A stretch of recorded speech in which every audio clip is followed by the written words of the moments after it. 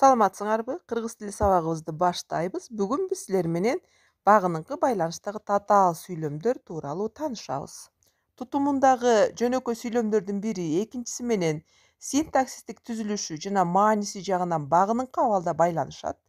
Багыныңкы байланыштагы татаал сүйлөм дайыма баш жана багыныңкы сүйлөмдөрдөн турат. Татаал сүйлөмдүн тутумунда туруп, негизги ойду билдирип турса, бул баш сүйлөм болот. Ал эми мааниси жагынан баш сүйлөмгө баш ийип, анда айтылган ойду түрдүү жагынан аныктап турса, аны биз багыныңкы сүйлөм дейбиз. Мисалы, мен айылда жүргөн кезде Дүйшөн бригадир эле. Бул жерде татаал сүйлөмдүн тутумунда туруп негизги ойду билдиргени бул Дүйшөн бригадир эле.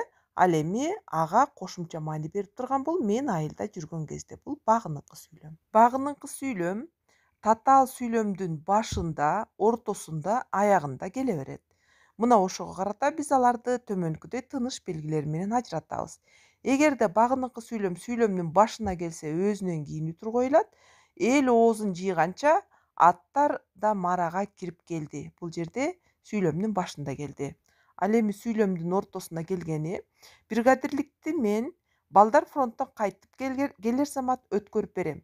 Бул жерде балдар фронттон кайтып келер замат деген багыныңкы сүйлөмдүн ортосуна келгендиктен эки жагына үтүр коюлдук. Андан кийин сүйлөмдүн аягына келсе, биз үлгүрбөй калмакпыз. Азыраак эле кечиксек. Бул жерде азыраак эле кечиксек деген бул багыныңкы сүйлөмдүн аягына келген үчүн өзүнөн мурун үтүр койдук. Силер балдар байкагандай багыныңкы сүйлөм баш сүйлөмдөгү айтылуучу ойдун ар түрдүү кырдаалын көрсөтөт.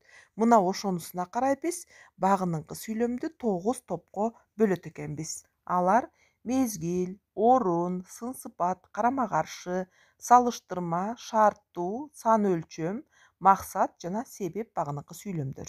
Мезгил багыныңкы сүйлөм.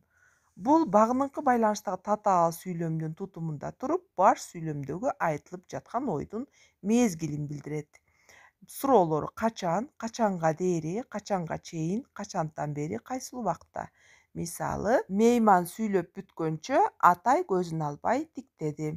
Бул жерде мейман сүйлөп бүткөнчө качан. Орун багыныңкы сүйлөм балдар. Бул баш сүйлөмгө карата кыймыл аракеттин ордун болуп жаткан жерин көргөзөт экен. Каерде, кайда, кайдан, кайсы жерден деген суроолорго жооп берет. Адилеттик өкүм сүргөн жерде чыр чатак болбойт. Кайда? Адилеттик өкүм сүргөн жерде. Сын сыпат багыныңкы сүйлөм. Баш сүйлөмгө карата айтылуучу ойдун ар кандай сынын, сыпатын көргөзүп турат. Кандай, кандайча, канчалык, кантип деген суроолорго жооп берет. Айжан берген материалдарынын сапатын ойлонуп, абдан жапа чегип турду. Кантип? Берген материалдарынын сапатын ойлонуп. Карама каршы багыныңкы сүйлөм. Баш сүйлөмгө карата карама каршы абалда туруп, бирок берилген ойду толуктап турган сүйлөмдөр. Канчалык, кандайча, кантип деген суроолорго жооп берет.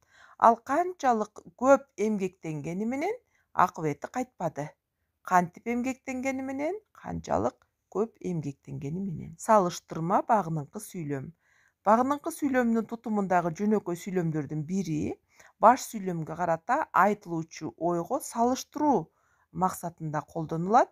Кандай, кандайча деген суроо берилип, майрам болуп жаткан сыяктуу туш-туштан музыка жаңырат деген мисал келтире турган болсок, кандайча музыка жаңырат, майрам болуп жаткан сыяктуу деп салыштыруу иретинде берилди. Шарттуу багыныңкы сүйлөм.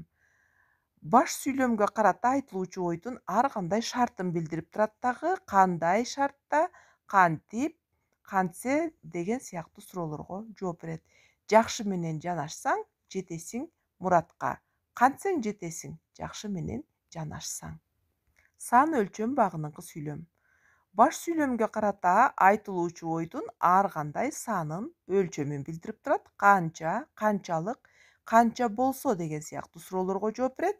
Мисалы, окуганың канча болсо, билгениң ошончо болоруна кепилдик болор. Бул жерде канча болсо, окуганың канча болсо деген сан өлчөм багыныңкы сүйлөм. Максат багыныңкы сүйлөм.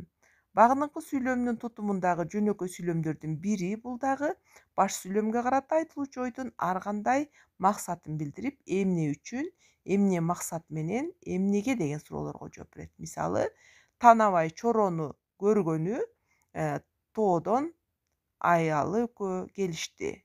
Эмне максат менен келишти? Танабай чорону көрмөкчү болуп келди. Кыймыл-аракет эми аткарылат, эми Танабай чорону көрөт, Бул максат багыныңкы сүйлөм. Себеп багыныңкы сүйлөм. Баш сүйлөмгө карата айтылуучу ойдун ар кандай себебин билдирет. Эмне себептен, эмне үчүн, эмнеге деген суроого жооп берет. Бул жерде кыймыл-аракеттин аткарылып бүткөн себебин көрсөтөт. Мисалы, кар жаап тургандыктан мал короодон чыккан жок. Эмне себептен чыккан жок? Кар жаап тургандыктан.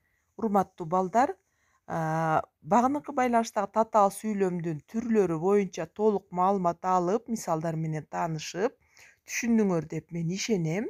Анда эмесе, кийинки сабакка чейин саламатта тургула.